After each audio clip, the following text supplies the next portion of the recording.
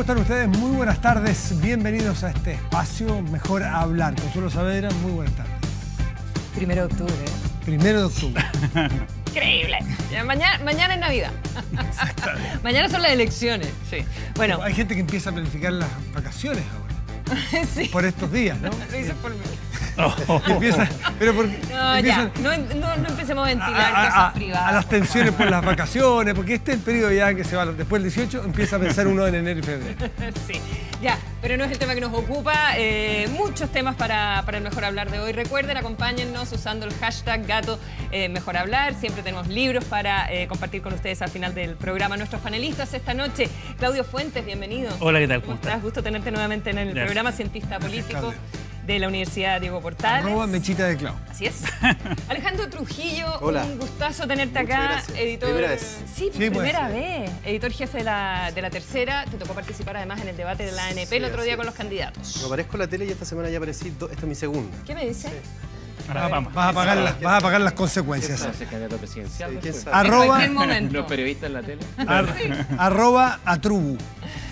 Ahí está su Twitter. Y nuestro invitado Gonzalo Blumel, bienvenido al programa coordinador programático de Sebastián Piñera. ¿Cómo estás? Hola, ¿cómo están?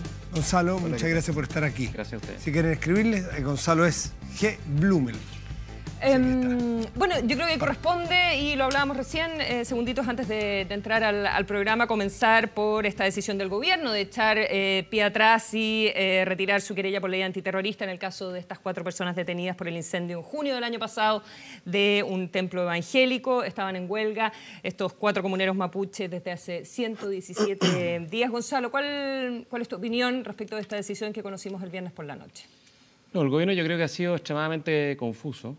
Desde el origen, digamos, previo a asumir, cuando la presidenta Bachelet en su programa establece que no va a aplicar la ley antiterrorista, el ministro Peñalillo, el exministro, cuando asume el Ministerio del Interior, ratifica ese punto y al poco tiempo se ve superado por las circunstancias y distintos episodios, no solo en la Araucanía, sino en distintos lugares de Chile, aplica, de hecho ha aplicado creo que 22 veces la ley antiterrorista, 7, 8 veces en la Araucanía, y ahora se encuentra en una circunstancia muy compleja que es la huelga de hambre, y toma una decisión muy compleja, yo creo, por las implicancias que tiene, que es recalificar esas querellas. Pedir la recalificación de las querellas a partir de una declaración que yo creo que es más compleja todavía, señalar que la ley antiterrorista es un instrumento de alguna manera que no es válido en nuestro Estado de Derecho. Y eso yo creo que es una decisión equivocada y que se presta, digamos, para consecuencias imprevisibles a futuro. ¿Qué consecuencias crees tú que puede haber? Yo creo que claramente hay de alguna manera un cierto estímulo, un cierto incentivo, digamos, a que se tomen a futuro en circunstancias similares o distintas medidas de presión, digamos, para poder en el fondo obtener recalificaciones de querellas impuestas por el gobierno. ¿Qué te parece la declaración del ministro del Interior que al menos hay que reconocerle la honestidad en cuanto a decir que hay razones humanas y cuando se llega a los 117 días o más de 110 días donde puede haber una muerte y dice no quisiera saber, bueno, no solo el valor de la vida, sino que no quisiera saber qué es lo que pasaría en un caso como este? Es decir, no la esconde, no la tira chueca ni dice que es por otra cosa, sino que directamente porque la presión es tal que no la pueden soportar y que no sería quizás legítimo tampoco. Que no hay que avergonzarse de una causa justa. Yo me pregunto qué pasaría en otras circunstancias, por ejemplo, donde otras personas que están siendo investigadas por delitos gravísimos, que no sea la Araucanía, en lo que sea, inician huelgas de hambre para presionar, digamos, acciones menos gravosas por parte de querellas presentadas por el gobierno.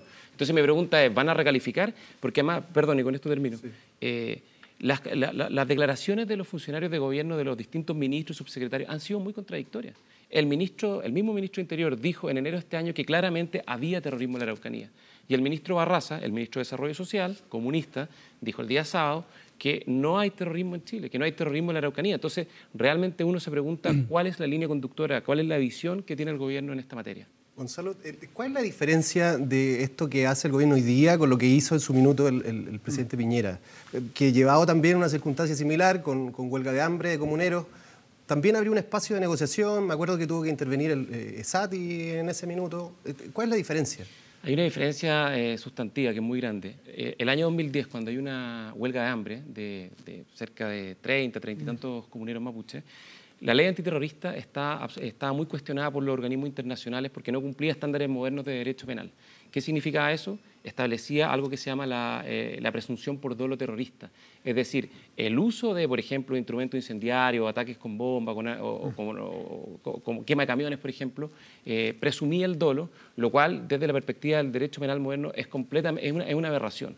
Y lo que hizo el gobierno en ese momento, en primer lugar, fue corregir esa ley, adecuándola a lo que son, digamos, los estándares internacionales de combate, digamos, al terrorismo, y en segundo lugar, hace una recalificación posterior una vez que se aprueba esa ley, cuando se corrige ese vicio que tenía en esa especificidad la ley antiterrorista. Pero hay recalificación de querellas también. Hay una recalificación, pero a partir de una crítica justa que tenía la ley antiterrorista en ese momento, que se corrigió en octubre del año 2010. Pero la misma lógica funcionó. O sea, el argumento que plantea el expresidente Piñera fue básicamente el objeto de la presión, es decir, que el gobierno estaba cediendo frente a una situación que es la huelga de hambre, que es el mismo argumento que al inicio diste tú. Entonces la pregunta de nuevo es idéntica, es decir, ¿de qué forma en el futuro, frente a una huelga de hambre, vamos a tener un gobierno que eventualmente va a poder? Es que hay una diferencia.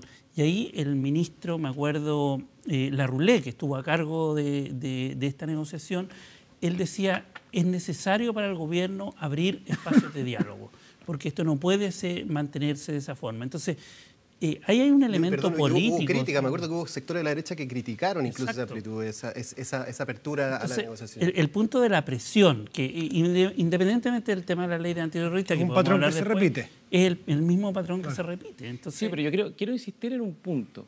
El año 2010 la ley antiterrorista establecía un problema severo, que establecía la presunción por dolo terrorista. Eso, en cualquier instancia del derecho penal moderno, es absolutamente excesivo. Por lo tanto, ¿cuál es la diferencia? La ley se modifica el año 2010 y posterior a eso se establece una recalificación para adecuarse, digamos, a la nueva normativa que se modificó en el Congreso, además por unanimidad del Congreso. Una parte de la ley, porque otra parte fue rechazada por la concertación en ese momento. Entonces, desde la perspectiva nuestra, hay una diferencia sustantiva. Yo entiendo que el gobierno quiera buscar el empate, pero hay un punto que es esencial que yo creo que hace la diferencia. Bueno, pero Gonzalo, con esto termino. Sí. El año 2014, la Corte Interamericana de Derechos Humanos establece en un fallo, el llamado caso Loncos, que la ley antiterrorista chilena cumplía los estándares para ser aplicada. Esto a partir de una demanda que había contra el Estado de Chile en ese caso. Por lo tanto, desde la modificación del año 2010, yo creo que no hay ningún complejo para que la ley pueda aplicarse porque forma parte, digamos, del Estado de Derecho y tiene, digamos, todos los mecanismos que se requieren para ser compatible con los derechos humanos y la democracia. El Instituto Nacional de Derechos Humanos, entre otras personas y entre otros expertos que han estado analizando la actual ley con todas las correcciones que se le han hecho a lo largo del tiempo, la sigue cuestionando. La sigue cuestionando por la duración de las prisiones preventivas, la sigue cuestionando por los testigos protegidos, la sigue cuestionando por las restricciones a las medidas cautelares que sí están garantizadas para personas que están formalizadas o investigadas por otro tipo de delitos. O sea, hay un montón de otros aspectos en que la ley no pasaría como la prueba de la blancura, como tú lo estás planteando. No es que esté consensuada hoy día la ley como para decir ya, esta ley que todos la aceptan es la ley que se debe aplicar más allá de las presiones. Si que fuese por la imperfección o aceptación de la ley, aquí estaríamos frente a un escenario similar. Yo insisto en un punto. Uno, el fallo de la Corte Interamericana de Derechos Humanos ratificó la vigencia y validez de nuestra ley antiterrorista. Puede ser perfeccionada de todas maneras. Si siempre la legislación está abierta a ser perfeccionada. Pero el segundo punto, y que es muy importante en definitiva, tiene que ver con la inconsistencia en el discurso entre decir no la voy a aplicarla 8 o más veces, creo que son 8 veces durante el actual mandato y posteriormente recalificar y decir que no hay terrorismo por parte del Ministro de Desarrollo Social, que es un hecho muy sustantivo. Pero ahí me gustaría llevarte al tema programático, porque en el programa, o por lo menos en lo que sale hasta el momento del programa, lo que se señala es el fortalecimiento, una reforma a la ley antiterrorista respecto de agentes encubiertos, protección a testigos, etcétera, etcétera.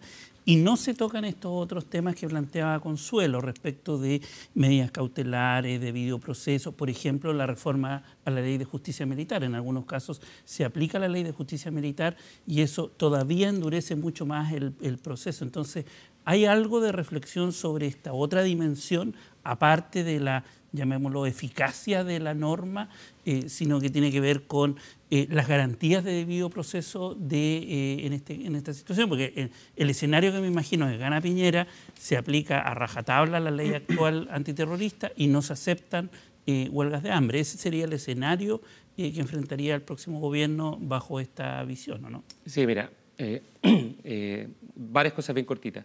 Respecto a la justicia militar, es importante recordar que el 2010, cuando se modifica la ley antiterrorista, en el marco de esa huelga de hambre, también había otra demanda muy sentida por parte de los comuneros mapuches, que era la modificación de la justicia militar, porque en el fondo había una suerte de doble competencia y se juzgaban por la justicia militar, digamos que es bastante discutible desde el punto de vista de las garantías penales.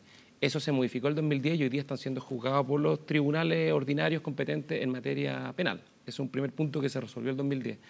El segundo punto, respecto a las cautelares, yo, perdón, no soy abogado, así que me excusen todos los penalistas que puedan estar mirando, pero respecto a las cautelares, el problema de la extensión de las cautelares es un problema en toda la legislación penal, no es solo en la legislación antiterrorista.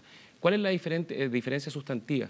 Que para revisar la duración de las cautelares y cuán gravosas son, por ejemplo, por una pena de encarcelamiento, acuérdense que las cautelares no son un anticipo de la pena, sino que son para preservar, digamos, cierta protección de la víctima, garantías de juicio. que no haya riesgo de que se cometan nuevos delitos. En el caso de la legislación normal, eso lo revisan los tribunales y se resuelve por mayoría simple. En el caso de la legislación antiterrorista es por unanimidad. Esa es la principal diferencia. Pero no es una diferencia de fondo, porque en el caso de la justicia normal también se pueden extender por largo tiempo, como pasa con muchos delitos graves. Y si vamos a discutir eso, discutámoslo en su mérito, no solo a la luz de la presión y de este caso. También hay que recordar que en este caso se ha solicitado 15 veces la revisión de las cautelares por parte de la defensa, 15 veces, y la Corte se ha pronunciado 10 veces, y las 10 veces los tribunales han ratificado, digamos, que se mantengan las cautelares con prisión preventiva por la implicancia y las características de los delitos. Son delitos muy, muy graves. Y respecto a revisar la ley antiterrorista, nuestro programa contempla una revisión, contempla una modernización, en particular en lo que son las materias de persecución penal, efectivamente, porque hoy día faltan herramientas que, por ejemplo, están en la ley de drogas, como la cooperación eficaz, como los agentes encubiertos, que no se incorporaron en el año 2010 en la reforma porque fueron rechazadas en el Congreso por la concertación. Claro, pero serían entonces modificaciones en la línea de endurecerla, ¿verdad? Pero en el debate legislativo hay espacio para incorporar más cosas, y eso yo creo que ese no es el punto. Entonces no va a estar en el programa, la parte garantista, ¿no? No, lo central que nosotros hoy día estamos considerando tiene que ver con la eficacia de la persecución penal. ¿Y a ti cómo te parece que habría que manejar entonces una situación de huelga de hambre? ¿Cómo la enfrentaría un eventual segundo gobierno de Sebastián Piñera? Si vamos a la historia, nosotros después de y este punto es súper importante, después de la discusión del 2010 y la reforma de la ley antiterrorista, a nosotros en el gobierno anterior nos tocó huelga de hambre el año 2011, 2012 y 2013. Y en cada una de las, como la ley antiterrorista ya había sido modernizada, se aplicó, digamos, conforme al Estado de Derecho. Y en cada uno de los casos, ¿qué fue lo que se hizo finalmente cuando la situación había, digamos, una amenaza, digamos, para la salud de quienes están? Recordemos que la huelga de hambre es, en un Estado de Derecho, es un instrumento de dudosa legitimidad, digamos. Yo entiendo en Venezuela o en Cuba, digamos, donde no hay Estado de Derecho, donde no hay tribunales imparciales. Bueno, pero es un derecho que tiene por supuesto, una persona detenida. Pero cuando eso ocurre, ¿qué puede hacer un gobierno y qué puede hacer Gendarmería? Que fue lo que hicimos. Se pusieron recursos en los tribunales para cautelar la salud de las personas que están en prisión preventiva y eran llevados a centros asistenciales donde se garantizaba la salud de los comuneros que estaban en huelga de hambre. En un caso como este, si estuviéramos en un gobierno de Sebastián Piñera, ¿seguiría hasta el 117, 18, 19? No, es demasiado hipotético lo que tú estás planteando. No sabemos lo que va a pasar en el futuro, pero yo creo que el ministro del Interior tiene razón. Se equivoca, yo creo, en casi todo lo que dice la entrevista hoy día, pero tiene un punto que tiene razón. Es deber del Estado cautelar la salud de quienes están bajo su cuidado, en este caso en una prisión preventiva. Y por lo tanto, las herramientas del Estado de Derecho permiten cautelar la salud de las personas que están en huelga de hambre. Como alimentar a la fuerza, a los que están... Internar y tomar todas las medidas que son necesarias. Yo creo que eso habría que preguntar a la Gendarmería cuáles son los mejores mecanismos que tiene para eso. Entiendo que aquí en este caso también se pidió ese tipo de autorización por parte de Gendarmería y que lo que pasa es que... Y fue autorizada, no se utilizó de manera como no, el gobierno no quería utilizarlo. Pero porque entiendo también que el Instituto de Derechos Humanos ha hecho ver sus aprensiones sobre lo que significaría alimentar asistidamente. No sé cuál es el a la fuerza, claro. A la fuerza. Que eso puede considerarse también una violación a los derechos humanos. En algunas partes eso puede considerarse tortura, incluso cuando se trata de gente que no quiere recibir ningún tipo de atención médica. Bueno, que cada uno tiene su visión. Yo creo que por lo menos la mía es que el deber del Estado es cautelar la salud de las personas que se encuentran bajo su responsabilidad. ¿Ustedes, Gonzalo Blumel, respaldan desde la candidatura, si es que fuese, no es competencia de una candidatura hacerla, pero sí pueden oponerse o no, o dar su opinión respecto de hacer una acusación constitucional contra el ministro del Interior? Mira, esa es una facultad de las bancadas parlamentarias. Yo sé, pero, no me voy a pronunciar, hay que esperar que ellos lo analicen en su mérito. Las candidaturas se pronuncian sobre un montón de cosas que son facultades específicas de otras personas. Por lo tanto, la chuteada del Conner aquí, pegó el banderín y lo toma. La agregaría. No, pero no salió la pelota, así que... No. Yo de verdad creo que lo más sano en esto es esperar en el fondo los antecedentes, porque acuérdate que la acusación constitucional tiene que tener una serie de fundamentos jurídicos. Entonces hay que esperar conocer esos fundamentos para pronunciarse sobre esa materia. Yo quería plantearte, sacarte un poquito del tema de ley antiterrorista, pero mantenerse en el tema, porque está todo centrado hoy día en el debate respecto de la ley antiterrorista, como que el tema política indígena tiene que ver con solamente eso. Yo creo que hay mucho más. Entonces la pregunta sería, ¿qué está pensando el programa y la campaña de Piñera respecto de el problema más general, que es un problema político, un problema económico, cultural, que tiene que ver con el código de agua, que tiene que ver con una serie del proceso constituyente, la reforma y cambio constitucional de reconocimiento? O sea, hay una multiplicidad de temas asociados a la temática indígena que va incluso mucho más allá que el conflicto mapuche. Está recién el pueblo Rapa Nui acaba de demandar al Estado chileno respecto de propiedad colectiva de la tierra en la isla de Rapa Nui. Entonces, ¿qué ven más allá del tema específicamente de seguridad en el tema indígena? Como en la proaptitud, yo creo que todas las anteriores. Yo creo que en el fondo tú das en el clavo que es un problema cultural, social, político, económico. O sea, yo creo que es un problema complejo. Primero, reconocer que es un problema muy complejo. Yo siempre cito a colación un libro de historia de Gonzalo Vial, un historiador que falleció hace un par de años, que nadie podría decir, digamos, que o tener dudas que fue un historiador izquierdista, digamos, era más bien conservador. Y él, en su libro póstumo 500 años de historia, reconoce que hay una deuda con el pueblo mapuche, también con otros pueblos indígenas, digamos, pero en particular con el pueblo mapuche. Obviamente, cómo se salda esa deuda es otra discusión, digamos, pero de que lo hay, lo hay. También yo creo que vale la pena leer este libro que salió hace un par de años, El veterano Tres Guerras, que relata cómo fue el proceso de ocupación de la Araucanía. Yo creo que también revela las complejidades y los abusos de ese proceso. Por lo tanto, yo creo que hay que hacerse cargo de eso y yo creo que hay que avanzar en varios frentes simultáneos. El tema de la seguridad yo lo quiero dejar aparte, porque eso tiene que ver, a mi juicio, con otra dimensión, que es asegurar el Estado de Derecho. Respecto al tema indígena, yo diría que son a lo menos tres líneas que hay que avanzar en forma paralela. Por una parte, el reconocimiento de ciertos derechos, y ahí está lo que tú señalas del reconocimiento constitucional, es algo que fue parte del programa anterior y va a ser ¿De la plurinacionalidad o multiculturalidad? Ahí hay varias alternativas y esa es una discusión y un debate, yo creo que para los constitucionalistas, es un tema constitucional, pero yo creo que partir de la base que es factible reconocer que Chile es una nación multicultural o que tiene una diversidad cultural que es parte de nuestra naturaleza y nuestra historia. Ese es un punto. Perdón, ¿los tienen todos consigo, con toda la gente suya, toda la gente que apoya a Piñera? ¿Están contentos o hay una derecha más que le cuesta? No, mire. ¿No? Tema del cual vamos a hablar luego, pero sí. ¿Hay una derecha que le cuesta yo eso? Yo no me hago cargo de ese adjetivo, pero fue parte de nuestra agenda en el gobierno anterior. ¿Y cae bien en todo el sector?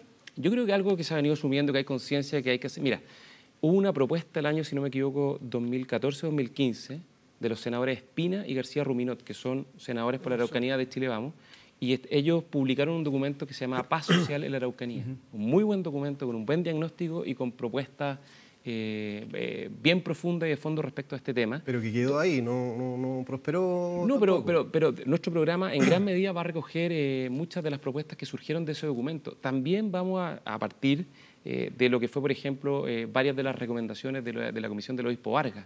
En eso nosotros no creemos en retroexcavadoras, creemos que en el fondo hay que tomar aquellas cosas positivas que se han hecho en los gobiernos anteriores y lo asumimos sin ningún complejo. Entonces, parte de lo que está en ese documento, parte de lo que está el Obispo Vargas, nosotros lo vamos a recoger. Ese es un aspecto fundamental. Después hay otro aspecto que tiene que ver... Parece que deberán tener, por ejemplo, una representación parlamentaria especial los pueblos indígenas. ¿Alguna cuota? Por ejemplo. Sí, eso yo creo que se puede analizar en su mérito. Es discutible también, porque si avanzamos en cuotas en este ámbito, ¿qué pasa con los otros ámbitos que uno pudiese considerar? Y ahí se empieza también empiezan distintos como objetivos de la democracia a entrar en pugna, porque en el fondo de alguna manera se rompen ciertos principios democráticos como la igualdad del voto, pero es algo que uno podría considerar, aunque me parece que es un poco más discutible. Yo creo que hay otro aspecto que es central, que tiene que ver con la política de tierra. La política de tierra creo que ha sido un fracaso, hay que revisar la forma en que se está procediendo y yo creo que hay que asumir un desafío que es fundamental, hay que ponerle orillas a esa discusión. No puede ser una discusión sin orillas, sin límites, sin marcos, sin ningún tipo, digamos, de punto de referencia de quiénes son, digamos, quienes tienen derechos legítimos y hasta dónde se puede llegar. ¿Pero qué significa el cambiar la política de tierras? ¿Dar más tierras? ¿Darlas de otra forma? ¿En qué se materializaría? Yo creo que lo primero es sentarse a la mesa y definir efectivamente cuál es la deuda histórica que tiene el Estado en esta materia. Ese es un primer punto. ¿En materia de tierras? De tierras, de reconocimiento, por ejemplo, de títulos de merced. ¿Y quién tendría que sentarse en la mesa? Bueno, puede ser una comisión convocada por el gobierno donde todas las partes se sienten a la mesa y puedan, por ejemplo, la continuidad de lo que fue el trabajo que hizo la Comisión del Obispo Vargas. Ahí puede haber un espacio Gonzalo, ¿no sientes para que proyectar ya ha habido suficientes mesas sobre este tema y que el camino de las mesas no ha dado los frutos requeridos en las circunstancias que se presentan? El tema parece venírsenos encima cada cierto tiempo y las mesas de muy buena voluntad de distintos gobiernos no parecen tener las herramientas suficientes con visos de solución, que la gente confíe que va a solucionar algo. Por lo tanto, medidas, yo sé que estamos muy temprano, pero pedir medidas concretas que satisfagan la necesidad de esta justicia, del pago de la deuda histórica. Más allá que prometer mesas. Es parte de la desconfianza general el compromiso a mesas. Lo que pasa es, Matías, que yo creo que hay una diferencia, hay que pasar del diagnóstico a la acción. Y no está muy hecho ya el diagnóstico lo suficientemente por lo mismo Sobre todo tratándose de un gobierno que ya estuvo 4 años en la moneda, no son advenedizos, no son tipos que vienen llegando. Por lo mismo es sentarse a discutir efectivamente cuál es el marco en el cual vamos a hacer la discusión de la política de tierra. O sea, la política de tierra está en cuestión hace ya muchos años y nadie ha tomado en serio cómo resolver este tema y ponerle una orilla. Si no puede ser una discusión sin orilla, ese es un punto. Y yo creo que hay otros aspectos también que tienen que ver con el tema cultural, cómo en el fondo vamos reconociendo a nuestros pueblos indígenas con hechos concretos. Por ejemplo, la administración de parques nacionales. Es una posibilidad concreta, real, digamos, de establecer, digamos, ciertos espacios, digamos, de reconocimiento y autonomía. Con algunas experiencias que ya han resultado exitosas, por ejemplo, en el norte, cerca del Salar de Atacama, hay sectores que son administrados por comunidades indígenas, el mismo ejemplo de... área de desarrollo indígena. ¿Están mirando experiencias de otros países? ¿Cuáles específicamente? No, está el caso neozelandés, está el caso canadiense, en Noruega. Yo estuve tiempo atrás también cosas muy similares. Nosotros en el gobierno anterior desarrollamos la ADI de Ercilla, que fue un proceso bastante exitoso, donde en el fondo tú te sientas a conversar, pero sobre políticas concretas, no sobre diagnóstico, no sobre situaciones más bien abstractas. Y un tercer elemento, y con esto termino este punto, yo creo que tiene que ver con el desarrollo económico y social de la Araucanía, y también de la provincia de Arauco y también de la región de Los Ríos. Si uno mira lo que pasa en Arauco, en la Araucanía y en Los Ríos, estamos hablando de 3 de las regiones más pobres y atrasadas del país. Y mientras haya ese nivel de pobreza que duplica el promedio nacional y haya ese nivel de déficit, por ejemplo, de infraestructura en regiones que son muy rurales, que tienen déficit gigantes de inversión, y hay mucha pobreza, va a haber caldo cultivo y va a haber espacio, digamos, para que los discursos, digamos, más radicalizados puedan prender entre las comunidades. ¿Y en ese sentido se sentarían con la CAM? En términos de ver qué actores, porque ahí está la gran incógnita respecto de los anteriores esfuerzos, es que no estaban los actores que deberían estar. Esa es la crítica a la mesa, por ejemplo, de diálogo de Bachelet. Yo comparto contigo el diagnóstico que hace al inicio respecto de la torpeza con el trabajo de distintas orientaciones, algunos que plantean el diálogo, después la represión, etcétera, etcétera. Y la desconfianza que señala Matías es real, es decir, los pueblos indígenas dicen, de nuevo otro esfuerzo, pero ¿estarían dispuestos a sentarse así con grupos más radicales que están en el mundo, específicamente mapuche? ¿Sabes lo que pasa, Claudio? Yo creo que en el fondo el Estado tiene que actuar sin complejo en esta materia. Y asegurar la paz social implica asegurar el bienestar y la seguridad de quienes viven en la región. Yo creo que ese es un primer principio que no se puede abandonar y no se puede hacer ambiguo en ningún momento porque es extremadamente complejo lo que se deriva de eso cuando eso se pierde. Y en segundo lugar, hay que avanzar también con ambición y con diálogo en las políticas de reconocimiento y también las políticas de desarrollo social y económico de la región de la Araucanía. Y desde esa perspectiva, yo creo que dialogar con grupos que reivindican la violencia es extremadamente complejo. Diálogo con todos los que tú quieras y cuando quieras. Pero con grupos, por ejemplo, en el caso de la CAM, que hasta hace nada, digamos, se viene adjudicando atentados terroristas extremadamente violentos como el de Mariquina, yo creo que sería muy complejo que el Estado asumiese un diálogo formal. Pero muchos bajo estados lo han hecho, o sea, en Irlanda, en el caso de Colombia, el diálogo se establece cuando las FARC renuncian explícitamente a la violencia. Pero hubo un proceso informal de comunicación, de decir, oye, esto es la agenda, pongámonos de acuerdo, y al final llegaron a un acuerdo. Pero yo creo que tiene que haber un reconocimiento explícito de rechazo al camino de la violencia. Yo creo que eso es fundamental. En ese sentido, ¿qué te parece la reunión que tuvo el ministro del Interior? No son actores directamente involucrados con la violencia, pero estoy pensando en los familiares de los comuneros que estaban en la huelga de hambre, que hayan ido a La Moneda, que se hayan juntado con el ministro del Interior, los familiares y un vocero de los detenidos, y que también haya participado en esa reunión la presidenta Bachelet. Me parece complejo especialmente si uno considera... ¿Complejo bien, complejo mal? No, complejo para mal, sobre todo si tú consideras que salen de la reunión y uno de los familiares dice, le doblamos la mano al gobierno. Es una señal que yo creo que muestra debilidad y confusión por parte de la acción del gobierno, y muy improvisada. ¿El presidente Piñera no se reuniría con familiares de personas que están en huelga de hambre por la causa mapuche, por ejemplo? Sí, lo que pasa es que el problema aquí no es el diálogo, el problema es bajo qué perspectiva, bajo qué marcos institucionales tú conversas. Trasladar directamente cada espacio de diálogo a La Moneda, a la presidencia, saltándose lo que es el gobierno regional, las autoridades locales, y bajo, digamos, una presión ilegítima como una huelga de hambre, creo que no es la forma desde la perspectiva institucional y republicana de conducir procesos que son complejos como este, que requieren flexibilidad, pero que en el fondo ponen a las instituciones y al Estado de Derecho en una situación difícil. Y ahí está el viejo ejemplo de los fusibles. ¿Qué pasa si falla una negociación donde participa la Presidenta de la República? ¿Qué espacio queda después? Imagínate, salen golpeando la mesa. ¿Ustedes cómo vieron eso? Dejemos a Gonzalo medio segundo sí, congelado. Yo creo que este es un tema que está muy en desarrollo. Me da la impresión que lo que ocurrió el viernes es algo que podría traer algún otro tipo de secuelas. El subsecretario del Interior estaba fuera del país.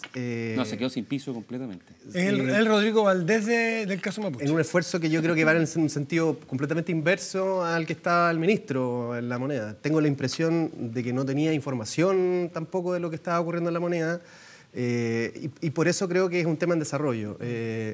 Falta ver qué es lo que pasa ahí. El subsecretario ha sido en este gobierno un hombre caracterizado por hacerse cargo de los temas difíciles, y estaba asumiendo este tema con un rol muy protagónico. Había estado protagonizando todas las detenciones de esta operación Huracán, como le pusieron, Así es. Bueno, y el principio, hace un par de días. El principio puede ser el mismo, siendo la analogía con lo que ocurrió con Hacienda y Dominga, ¿cierto? Es decir, había un equipo que hace rato venía poniendo la cara pesado, poniendo la cara ingrata, haciendo el malo de la película, y hay un momento donde el jefe, que es el que tiene que dirimir, le hace pulgar abajo al malo de la película y busca por el bueno de la película. En este caso aquí, Alewi viene siendo hace rato el cara de pesado, el malo, y aparentemente aquí alguien arma a espaldas de Alewi un diálogo con la presidenta, incluida nuevamente, con los familiares. Entonces es bien similar el caso. Le tocó en declaraciones defender que no se negociara con los violentistas, llamaron incluso...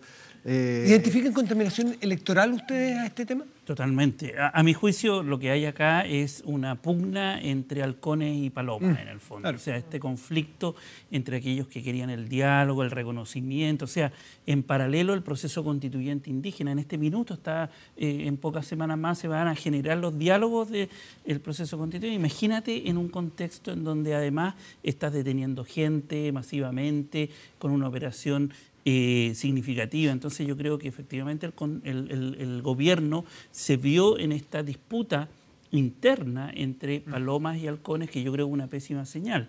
Adicionalmente, yo creo que el problema es que esto sí o sí lo va a heredar el próximo gobierno, y yo no veo ni en la oposición ni en el gobierno una voluntad mayor, significativa, de decir, ¿saben qué? Este es un problema político nacional. La tercera, de hecho, ustedes sacaron la semana pasada las 5 prioridades de cada uno de los programas de gobierno, y solo en 2 era prioritario el tema indígena. En el caso de Cast, que era mano dura y seguridad y llevar a las Fuerzas Armadas a Araucanía, y Artés, que era el reconocimiento de plurinacionalidad. En el resto, es de los 5 prioridades no se menciona. Entonces uno dice, a ver, estamos en estas semanas con una huelga, con conflicto, etcétera, y las candidaturas no lo mencionan. Entonces, yo creo que acá se requiere efectivamente mirar la experiencia internacional. La única posibilidad es una mesa de diálogo potente, política, que aúne a todas las coaliciones y a los indígenas sobre todo. Y perdón, y el tema de los diagnósticos no me parece que sea como irrelevante. O sea, como tú mencionabas, lo que decía Kast, yo no veo en la derecha, por ejemplo, un diagnóstico único sobre este tema. Me parece que el diagnóstico de una buena parte de la derecha es más como el que hace Kast que el que hace Piñera. No veo una postura dispuesta a hacerse cargo de que el problema de la Araucanía es mucho más que un tema de seguridad. No sé cómo lo ves tú. ¿Eso es pregunta o afirmación? Una afirmación con pregunta. No, la seguridad siempre, si esa es la regla básica del Estado de Derecho. Si el Estado de Derecho surge, el Estado moderno surge hace 500 años atrás para proteger, digamos, la seguridad y los derechos de los individuos. Eso es lo fundamental. Eso no podemos olvidarnos en ningún segundo. Y por eso yo creo que la confusión del gobierno en esta materia es muy compleja. Porque la señal que manda es que, en el fondo, una presión, no sé si mínima, pero una presión específica hace que el gobierno se contradiga totalmente. Y perdón, yo ratifico lo que dice Matías. El subsecretario Alewi, en esta pasada, quedó completamente sin piso. Y eso es complejo, digamos, porque es quien conduce, digamos, toda la estrategia de seguridad desde el gobierno, no solo en la Araucanía, sino a nivel nacional. Ese es un punto. Respecto al tema de política indígena, yo ahí quiero discrepar, porque muchas veces nos quedamos, digamos, con los titulares, pero no vemos todo el esfuerzo y el trabajo que se ha hecho previamente. Vuelvo a citar el documento Paz Social en la Araucanía de los senadores Espina y García Ruminó, lo que se hizo en el gobierno anterior, por ejemplo, con la implementación del reglamento de la consulta indígena, que fue un paso muy significativo en el reconocimiento de los derechos indígenas, también lo que se hizo con la ADI y todo lo que se hizo en materia de avance en la Araucanía. Pero obviamente, y en esto yo creo que quizá el gobierno no quiso hacerse cargo de este tema, creo que en esto se requiere el concurso de todos los sectores políticos. Esto no lo va a resolver un sector político, esto lo va a resolver el país como país, asumiendo que es un desafío muy complejo y que a todos nos involucra. Ahora, hay una cosa que es bien interesante, que estuvimos conversando con Consuelo antes y conversó con un experto en el tema. Lo que hace el gobierno, por eso yo hago esta eventual contaminación electoral a la decisión del gobierno, es decir, no nos compliquemos, quedan 50 días aproximadamente para la elección, no nos compliquemos con que se muera una persona, uno de los comuneros en huelga de hambre. No nos compliquemos que eso no suceda. Por eso, no nos compliquemos, evitémoslo, incluso teniendo que comernos nuestras propias palabras, dando marcha atrás o dando una vuelta en U, porque la verdad tampoco tiene tantos efectos. El que el gobierno pida recalificar en este delito, desde terrorista a uno que no lo sea, no tiene necesariamente los efectos de que a partir de ahora, entonces no sé... ¿Te refieres a lo judicial? Claro, porque exacto, de hecho el proceso... proceso... en particular, el proceso ya llevó una investigación de 1 año y medio, prácticamente 1 año 4 meses bajo esa figura, por lo tanto, y además desde que se sacó en la reforma que se hizo adelante durante el gobierno de Piñera, esta idea del dolo terrorista, la presunción del dolo terrorista, ha sido muy difícil probar y llevar a condenas por ley antiterrorista en la práctica. Entonces sucede que se llevan adelante las investigaciones con todas las herramientas cuestionadas por mucho de la ley, pero en la práctica las condenas finalmente son por otro tipo de hay algo, yo creo, es bien duro lo que voy a decir, pero hay algo de cinismo político aquí. Por decir, parece que lo haces todo para evitar que la gente muera y eventualmente no se va a evitar. Eventualmente no se van a bajar las huelgas de hambre porque... O sea, estas sí, pues. Bueno, pero eventualmente pueden seguir, no cuesta mucho, porque si efectivamente sigue todo adelante como viene y el gobierno dice, bueno, yo hice todo lo posible... y si el Ministerio Público persevera, claro, digamos, con la figura. Entonces decir, bueno, no sé, pues yo hice todo lo posible. Claro, pero que hay que hacerse cargo que desde el origen se invocó.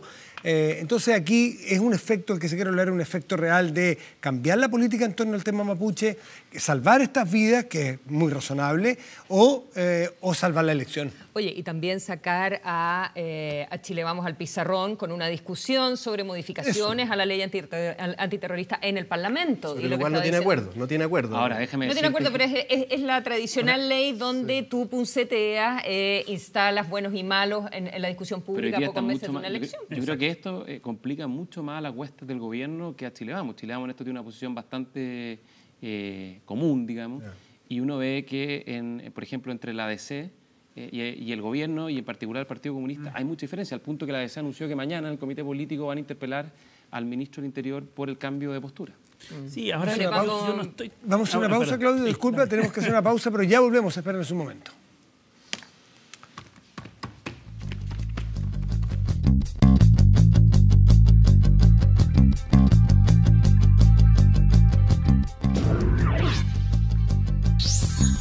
Ahorra con productos de inversión. Estamos de regreso en Mejor Hablar. Pasemos a la derecha cavernaria. ¿Les parece? Oye, la cantidad de columnas de opinión sobre derecha cavernaria. Tú eres editor jefe, no chequean que en la tercera. Pero es que es uno de los temas más interesantes, creo yo. Oye, pero es que era... Me parece un concepto muy entretenido como empezar a Andrés abordar la Benítez, Hugo discusión. Herrera, Daniel Mansuy, Colodro, Soto, todo eso en la tercera Y buenísimo, hablaron de todas una buenísimas. u otra manera. Y Peña en el Mercurio. Peña en el Mercurio, con Tardo también. Bueno, es que de la alguna JAD manera. estaba dando bote. Sí, la verdad es que está dando Ya bote. estamos Ese hablando es de un gran Vargas tema. Llosa. Yo tengo la teoría... Y esto que planteó respecto del aborto, ¿verdad? Que en Chile hay una derecha cavernaria porque se oponen al aborto. Yo leí por ahí que podía ser como palo blanco. Como Eso, que era- ¿bandejearon a Piñera? Como que era un bandejeo que No, se pero había instalado. esa teoría es delirante, la leí y yo la encontré delirante. Ya. ¿Verdad? Totalmente. Yo no la delirante. leí. pero ¿Quién me la Piñera- explica? Demostrador. ¿Y qué decía? Decía que Vargas Llosa hacía esto para facilitar algo que tiene que hacer Piñera, que es como empezar ya a tirar Al centro. gestos hacia el centro. Porque Piñera claramente no pertenece a esa definición que hace, pese a que está a favor del aborto, o sea, perdón, en contra de la ley de aborto, a favor del rechazo que tenía, pero no representan, desde su trayectoria política, uno no podría calificar que Piñera es como el símbolo de la derecha cavernaria, ¿no? Más bien lo contrario. Por lo tanto, por eso pudo haber parecido un bandejeo, además que son muy amigos, es como que esta fue una visita a Piñera, de apoyo a la campaña de Piñera, más allá que vino contratado por un banco de inversiones privado, Vargas Llosa. ¿Se incomodó Sebastián Piñera por esto? Es que hubo dos actividades Sí, distintas. eran dos cosas Una fue paralelas. la fundación de Mario Vargas Llosa, la Fundación Internacional para la Libertad, que le entregó un premio al expresidente Piñera por su defensa Eso de fue parte de la derechos humanos y campaña. democracia. Eso es parte de la campaña. Eso es la católica, ¿no? Sí. Sí, en la Católica. Y al día siguiente hubo un seminario donde también participaron juntos y ahí efectivamente Por eso tienen vasos comunicantes las dos cosas, el lo gran privado y lo maestro público. Vargas Llosa se despachó. Ya, de pero la ¿se situación. incomodó Piñera o no se incomodó con lo de la derecha cavernaria? Cuando se subieron al auto, se encontraron después, le dijo, oye, Mario, no, pues usted, ¿cómo me haces esto? O le dijo, gracias, Mario. No, ni lo uno ni lo otro. A mí no me gusta la discusión. Yo tengo gran admiración por Vargas Llosa. Encuentro que es el mejor escritor vivo en lengua hispana que tenemos. Además, yo admiro mucho todo lo que es su visión política, social, digamos, esa como mirada más liberal, digamos, de cómo tiene que constituirse la sociedad. Pero creo que en esta pasada se equivocó, y yo creo que se equivocó específicamente en eso porque... ¿En emitió- forma o fondo? No, en el fondo, porque yo creo que emitió un juicio de blanco y negro, digamos, sin ningún matiz, sin darse cuenta que en la misma discusión legislativa sobre el proyecto Tres Causales hubo visiones, o sea, es cierto que en Chile Vamos hubo una oposición bastante contundente al proyecto, pero también es cierto que en la discusión en el Senado hubo senadores, por ejemplo, que plantearon que la primera causal, que es la terapéutica, digamos, hubo, digamos, un esfuerzo por llegar a un acuerdo para efectivamente resolver y evitar considerar eso como un aborto, porque efectivamente nosotros no consideramos un aborto cuando se hace una terapia para resguardar la salud de la madre y eso tiene como consecuencia, digamos, la pérdida del feto. Pero eso no era toda la...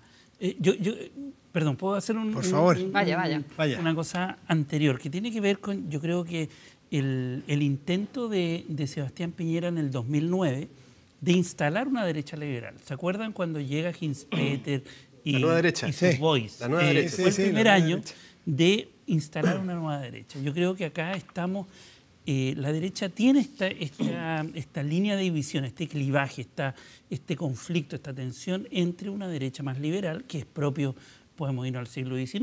Esto viene de conservadores y liberales en la República, en la antigua República, en donde hay un laicismo y un catolicismo instalado que se conflictúa, y eso en el tema matrimonio igualitario, o sea, una serie de temas llamados valóricos, tensiona a la derecha. Y yo creo que mi interpretación es que Piñera sí tiene o ha tenido un intento por colocar en su agenda el legado liberal de una derecha moderna, nueva, etc. Y Vargas Llosa lo que habla detrás de esta discusión, independientemente del calificativo, es qué tipo de derecha debiera tener un mundo moderno, porque eso es lo que está detrás de esta ¿Qué discusión. entiendes tú por la derecha moderna que quisiera instalar Sebastián Piñera? Porque claramente, como en la agenda valórica, no está por ese lado.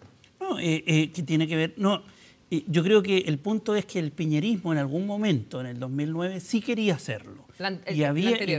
el anterior. Y yo creo que Piñera de hoy está un poco más conservador, está, o por lo menos no públicamente, señalando algunos ideales de la derecha liberal que deberían estar en su agenda. Por lo pronto, la persona que está a cargo del programa representa, yo diría, a la derecha más liberal. Totalmente, o sea, y hay una tensión, o sea, Felipe Kast, Evópoli, Amplitud, la Lili Pérez, representan un mundo de derecha que es más liberal, o sea, está ese clivaje dentro de la derecha y no se puede negar, yo creo, o sea, es evidente. Y en la discusión del aborto, o sea, en el Congreso, diputados y senadores sacando la Biblia versus otros que hablaban de la autonomía de la mujer dentro de la derecha. Entonces, efectivamente, yo creo que hay una tensión y la pregunta, a mi juicio, interesante es hasta qué punto eso se va a resolver para el legado de Piñera. Si lo quiere resolver. A ver, yo creo que las tensiones dentro de las coaliciones están siempre presentes. Esto pasa en la nueva mayoría ni hablar. Hay una diferencia muy grande en muchísimas materias, porque acá estamos, a mí eso, yo discrepo un poco en eso, reduciendo el tema de la modernidad a un asunto valórico. Me parece que la discusión valórica no es lo único que de alguna manera permite dimensionar qué es la modernidad. Y además que es bastante discutible qué es la modernidad. Entonces yo creo que primero reconocer que las tensiones existen, están en todas las coaliciones, y si bien en Chile hay diferencias, yo quiero valorar y reconocer que es una coalición muchísimo más diversa y multicolor que lo que era el 2009. Es un contraste bien interesante, porque si uno piensa, por ejemplo, el 2009, en la práctica habían dos grandes partidos, Renovación Nacional y la UDI. Hoy día, además de Renovación Nacional y la UDI, está Evópoli, que plantea, digamos, una vocación por una derecha liberal, está el PRI, que tiene una mirada más bien social cristiana. Entonces, yo creo que hay diversidad de colores y matices que son tremendamente importantes. Y el presidente Piñera, hoy día, el 2017, es el mismo que, por ejemplo, el año 2009 propuso en su programa de gobierno el acuerdo de vida en pareja, hoy día el acuerdo de unión civil, y que simultáneamente también tenía la convicción de que el matrimonio es entre un hombre y una mujer. O sea, en eso hay consistencia en estos 8 años respecto a lo que decía en su momento y lo que está planteando hoy día, digamos. Entonces, yo creo que ahí no hay digamos, bastante consistencia en las posiciones en el tiempo. Yo creo que mientras tú hablabas, da la impresión de que Piñera Piñera tiene pinta de ser liberal, tiene como la parada de ser liberal, como el mundo de los negocios, uno tiene quizás la idea de que es mucho más moderno desde el punto de vista valórico, más liberal, y no lo es en realidad. Si uno revisa, ¿desde cuándo? ¿Qué muestras ha hecho el haber estado defendiendo los derechos humanos, el haber estado en el no?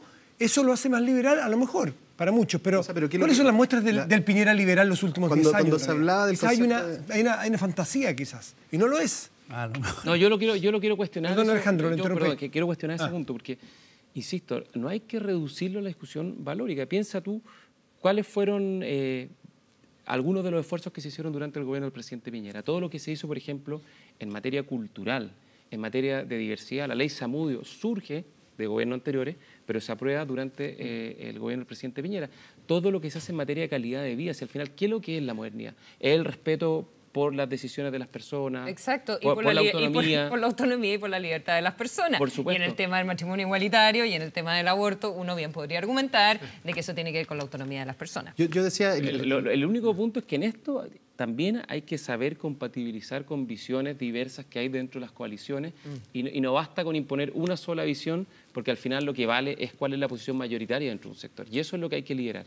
Cuando se definía el concepto de la nueva derecha, se decía que esta nueva derecha iba a ser una derecha que se desmarcaba de la dictadura, que se desmarcaba del empresariado, del gran empresariado, y que se metía también en los derechos civiles, se metía en los temas valóricos, no tenía ningún tipo de esos trancas que pudo haber tenido la derecha como histórica.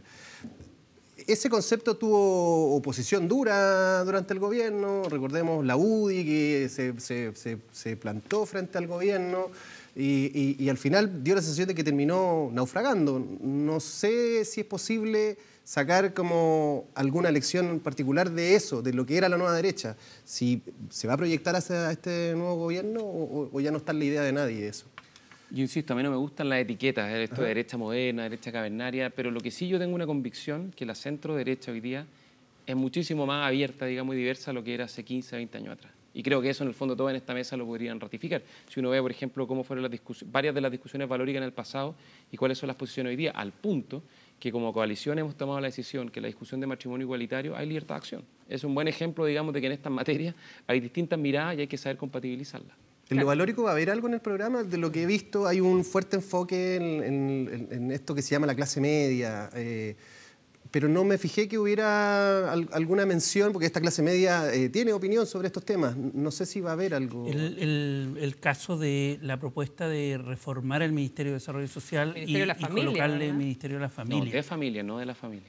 De familia, que además porque no hay una etiqueta, en el fondo acá hay un concepto de la política social. Ministerio familiar. Pero ¿en qué se traduce eso? Porque está el titular y uno dice, uy, qué conservador, porque la familia hoy día en Chile, el 60% está divorciado. ¿Por qué colocar ese tema? O sea, ¿cómo está pensado precisamente en ellos, pues? Precisamente para acoger esas diversidades. Distintos tipos de familias. ¿Qué estamos pensando nosotros en un buen punto? Entonces, de las familias. Yo feliz que... Bueno, esto también es una discusión tan semántica, eso yo creo que no es lo de fondo. Mira. Pero si tú instalas el concepto familia, uno, ¿qué piensa? La familia tradicional, papá, mamá, hijo, punto, hombre y mujer, nada más. Yo no lo veo así. Yo cuando me dicen familia, para mí la familia son los espacios de afecto, cuidado, cariño y protección que las familias, digamos, autónomamente se determinan. Uniparental, puede ser cualquier tipo de familia, sin eso no hay ningún prejuicio y creo que al revés. Toda forma de familia tiene que ser valorada, reconocida, entre dos personas del mismo sexo que adopten, también es una familia que tú tienes dentro de este concepto. Pero por supuesto que sí. Y de hecho, ¿cuál es el punto? Y qué bueno que entremos en lo programático, que a mí me encanta. Cuando hablamos de la transformación, no un nuevo ministerio, de la transformación del actual Ministerio de Desarrollo Social al Ministerio de Familia y Desarrollo Social, nosotros estamos pensando en algo que ya se hizo en Alemania, que ya se hizo en Canadá y que se ha hecho en muchas partes del mundo, que es que en el fondo la política social tenga como objeto y sujeto a las familias, a todas las familias. ¿Por qué? Miren ustedes qué pasa hoy día en el Ministerio de Desarrollo Social. Cuelga del Ministerio de Desarrollo Social el SENAMA, que se preocupa de los adultos mayores, cuelga el SENADIS, que ve los temas de discapacidad, están los temas de pobreza, y ahora con la reforma del sistema de protección de la infancia va a entrar la infancia en la esfera del Ministerio de Desarrollo Social. Entonces, en la práctica lo que vamos a tener es que se articular la política social, va a haber un espacio a lo largo del ciclo de vida de la familia, especialmente en los puntos de mayor vulnerabilidad, que es la infancia y la vejez. Y si uno piensa qué ha pasado en Chile en las últimas décadas, al transformar en una sociedad de clase media, han aparecido distintas vulnerabilidades asociadas al ciclo de vida de las familias. Enfermarse gravemente, envejecer y llegar no solo a la tercera edad, a la cuarta edad, perder el empleo, que los hijos accedan a la educación superior, sufrir un delito violento. Entonces, lo que nosotros estamos proponiendo es articular la política social en función de este cambio social que ha experimentado Chile transformándose en una sociedad de clase media. ¿Para qué? Para atender dos cosas: los anhelos de las familias chilenas y también los temores y vulnerabilidades. Y eso es lo que nosotros queremos que nuestro programa represente y se traduzca, digamos, en dos cosas: en esta transformación del Ministerio de Desarrollo Social en Familia y Desarrollo Social, articulando en el ciclo de vida, y con lo que nosotros creemos que es nuestra propuesta más significativa, que es la creación de la red clase media protegida, que se hace cargo de articular, digamos, la política social con esta nueva lógica. Ahora, siendo todo lo loable, esa idea, digamos, de proteger a la clase media, y uno dice, bueno, ¿por qué no incluyen los otros temas? A mí no me cabe la menor duda que eso también tiene que ver con un pragmatismo político, con estudios profundos que me imagino y dineros que se destinan para poder ver, ok, ¿qué le preocupa a la gente? ¿Qué es lo que necesita? Las personas que tienen más intención de votar, ¿qué temas les preocupan? Y en ese sentido, quizás los temas valóricos, en los términos que los hemos planteado acá, o cavernariamente, como decía Vargas Llosa, no son tan significativos a la hora de las personas que tienden a votar por la centro-derecha, me imagino yo. No, yo creo que, desde el punto de vista estratégico-político, yo creo que Piñera ha dado en el clavo respecto de un tema. Yo creo que si hay algo que estratégicamente ha colocado en la agenda, es este tema de la clase media protegida. Creo que es lo más interesante de su propuesta, a mi juicio, porque si hay un tema que hoy día afecta a la sociedad chilena es precisamente la vulnerabilidad en momentos de crisis. cuando estás desempleado, cuando tienes una familia con cáncer, qué pasa con los adultos mayores en la familia, etcétera, etcétera. O sea, ahí yo creo que está el nudo, y es un nudo muy contemporáneo. Y por eso yo creo que esto, volviéndolo al debate sobre la derecha, hay dos dimensiones. Uno, yo le preguntaría mañana a la UDI si efectivamente entiende por familia lo que tú estás entendiendo. Yo creo que no. Yo creo que hay una disputa política en la derecha respecto de qué es familia. Preguntarme a Gonzalo, que Yo creo convive. que te va a sorprender. ¿Sí? Yo creo que sí. O sea, No, pero si además esto es parte, perdón, esto ya formó parte de las bases programáticas de la campaña. Acuérdense que para las primarias, cuando se inscribían las candidaturas, había que inscribir las bases programáticas de la campaña, los ejes principales, las principales propuestas. Y toda esta mirada, toda esta filosofía, e incluyendo la transformación del ministerio y la red clase media protegida, fue parte de lo que en el fondo, al momento de inscribir la primaria, que era suscrita por la UDI, por Renovación Nacional y por el PRI, ya era conocido, fue de público conocimiento, y cuando entreguemos el programa se han entregado los detalles sobre cómo esto va a avanzar en el próximo gobierno. Gonzalo, en otro aspecto de lo que podríamos calificar como derecha cavernaria, le preguntaron el otro día, creo que a Sebastián Piñera en el debate, ¿o no? Sobre Loreto Letelier, la candidata de la UDI, que ha estado por redes sociales haciéndose notar.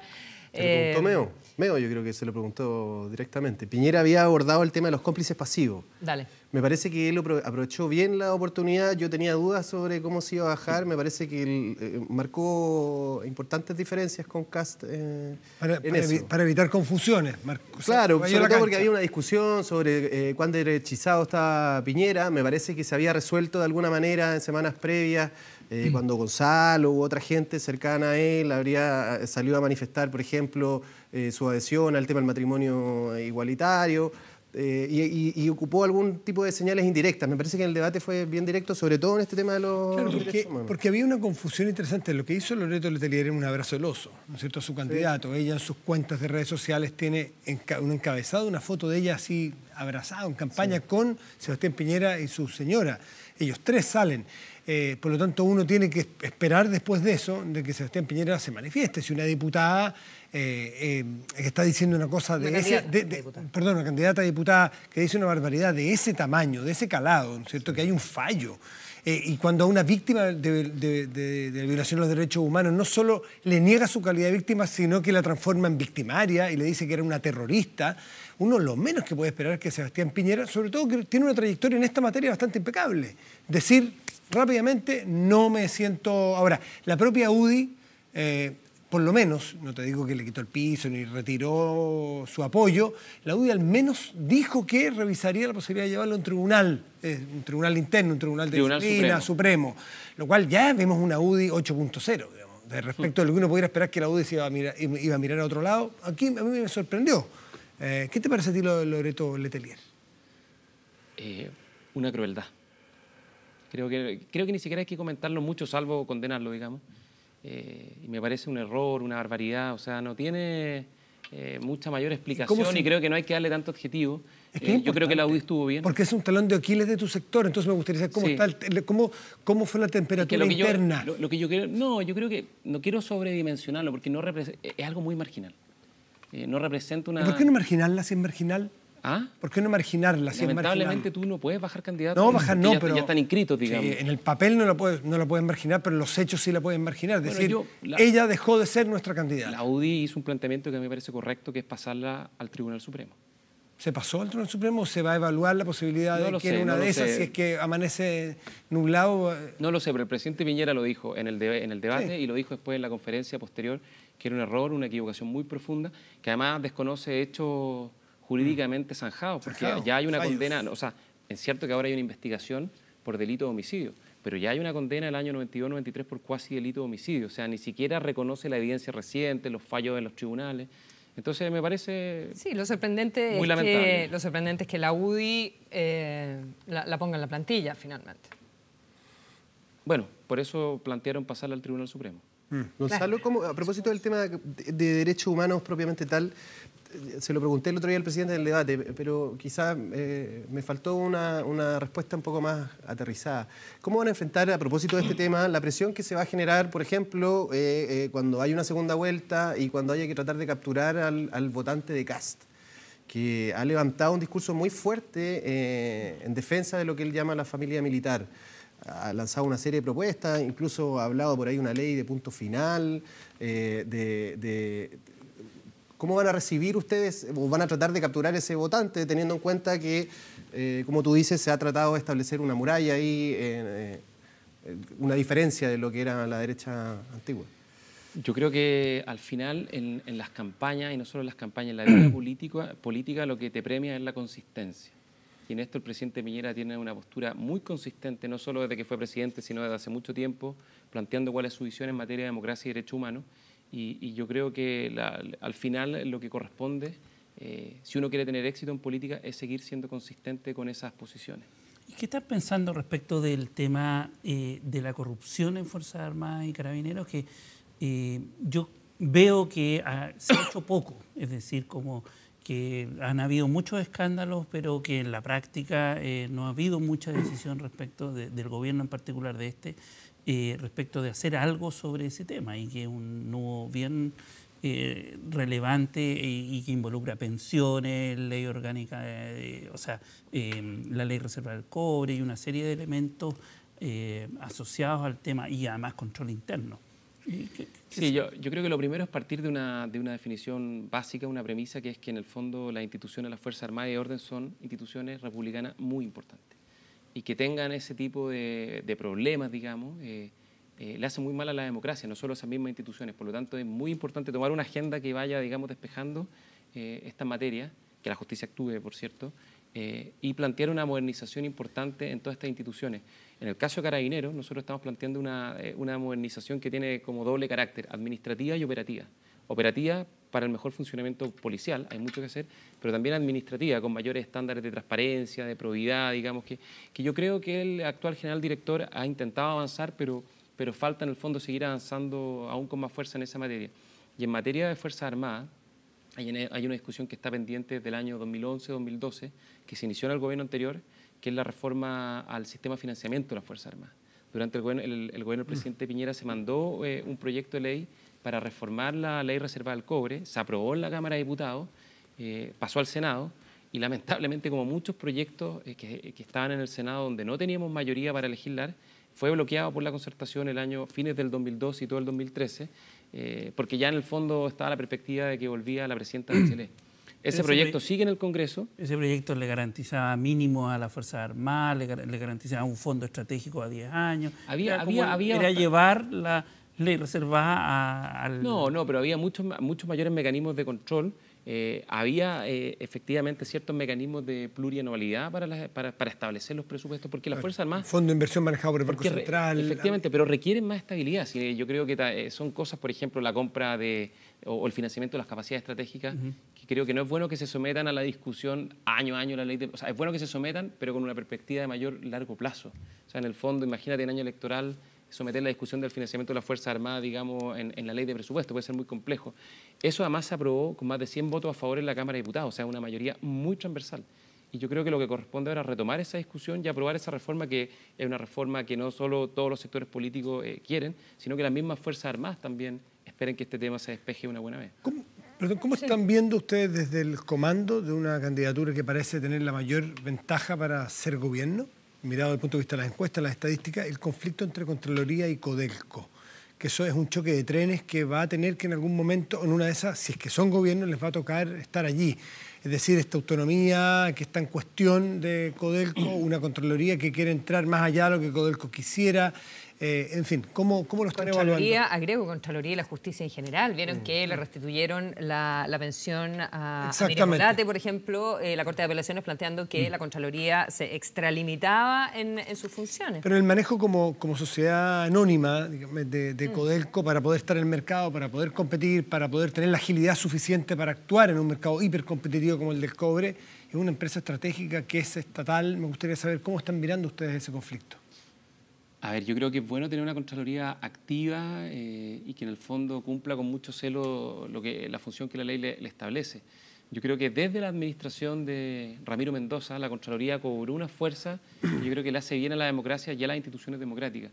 No obstante, en el caso de Codelco, yo creo que si somos consistentes con lo que pensamos, Codelco es una empresa estatal, pero lo que uno espera y aspira es que compita en igualdad de condiciones con todo el resto de las empresas. Por lo ¿Sientes tanto, que el intento de Contraloría le quita esas posibilidades? Yo ¿El creo intento que- de control? Creo que en el caso de las empresas estatales es discutible, digamos, que además tengan que someterse, también como en las universidades estatales, digamos que hay una complejidad muy grande respecto al rol de control que tiene la Contraloría. Pero a diferencia de las universidades estatales, el gobierno corporativo Codelco ya fue modernizado y tiene otros mecanismos de control, sin prejuicio que se pueda seguir avanzando. Por lo tanto, yo creo que el camino es más bien avanzar en fortalecer los mecanismos de control al interior de la compañía, más que haya un controlador externo, digamos, porque es una empresa que tiene que competir en mercados globales. Leo entonces que les preocupa lo que está sucediendo con Contraloría. Esa es la lectura que hago yo. Sí, se tiene que resolver. Ya, hacemos una pausa y ya regresamos para la última parte. Tenemos los libros, espérenos.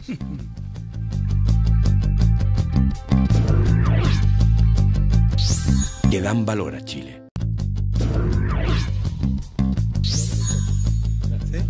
Hoy habíamos vuelto a la derecha cavernaria, estábamos comentando la columna de Carlos Peña en el Mercurio de este domingo respecto de votaciones históricas de la derecha, que la verdad es que sorprenden a esta altura. Que ellos- Divorcio, filiación. Y se sorprenden capaz que con ellos mismos como votaron. Como votó la derecha entonces la Yo ley creo de que sí. divorcio.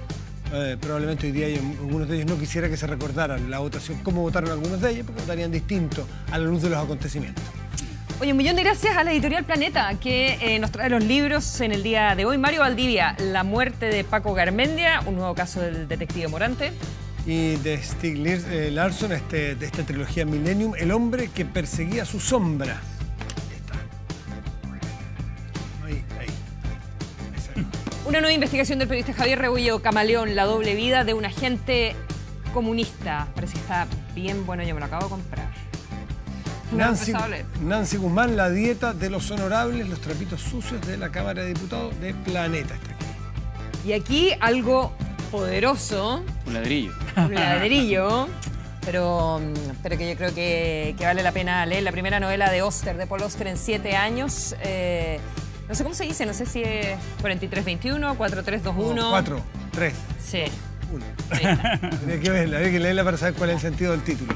Gente que se llevó libros la semana pasada, un millón de gracias por participar con nosotros usando el hashtag Mejor Hablar. Rosa Valenzuela y Marcelo Moreno, ahí están con sus libros. Muchas gracias por acompañarnos, por participar viendo el programa. Nuestros invitados eligieran libros. El Pueden invitado elegir, dice que elige otros primero. van para el Twitter. Elija. Gonzalo Blumen, muchas gracias por estar aquí, coordinador de programático de la campaña Muchas Sebastián gracias por Piñera. la invitación. Gracias. Claudio Fuentes, Gracias. Alejandro Trujillo. Gracias, muchas gracias por haber venido. Gracias. Que tengan una excelente semana, ustedes también. Que tengan una muy buena primera semana de octubre. Nosotros nos reencontramos mañana. Yo creo que sí. A las 21 horas. ¿sí? Así será. Chao, gracias En por esta venir. mesa. Chao, un poquito más allá.